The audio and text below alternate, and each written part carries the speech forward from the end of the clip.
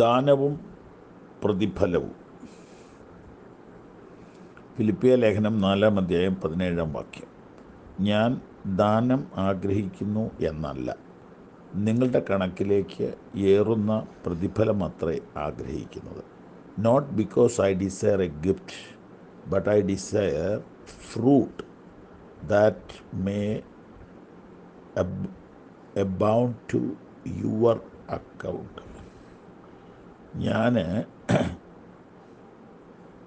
എനിക്ക്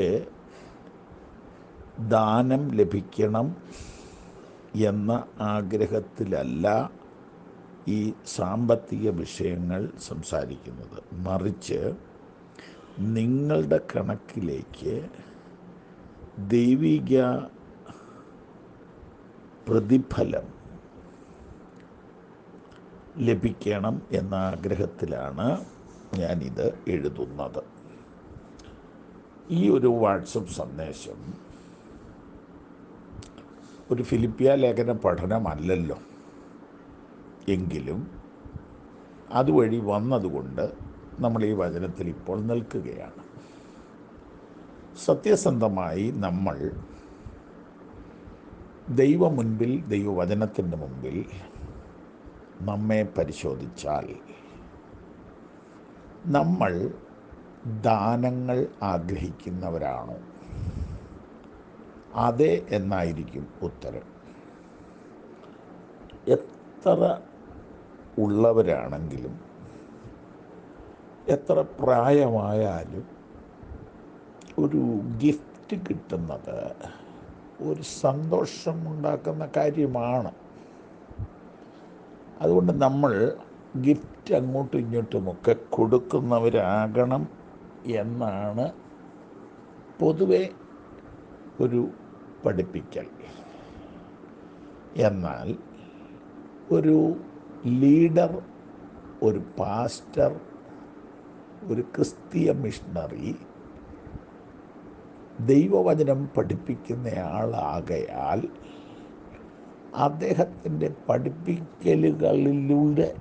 പഠിപ്പിക്കലുകളിലൂടെ അദ്ദേഹം പണമുണ്ടാക്കാൻ ശ്രമിക്കുന്നു എങ്കിൽ അതൊരു പരാജയമാണ്, അതൊരു ദുരന്തമാണ്.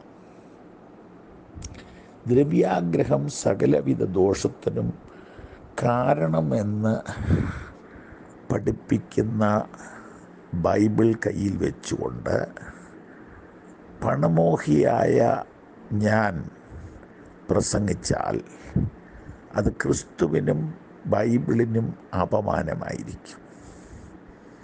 അപ്പോൾ ഞാൻ തെളിഞ്ഞോ ഒളിഞ്ഞോ പണം ആഗ്രഹിക്കുന്ന ഒരാളാണെങ്കിൽ ഞാൻ അതിനുള്ള മാർഗം കണ്ടെത്തണം. ബിസിനസ്സോ സ്വർണ്ണക്കടത്തോ എന്തെങ്കിലും എളുപ്പമുള്ള മാർഗം കണ്ടെത്തിയിട്ട് ഗവൺമെൻറ്റിനെയും കൂടെ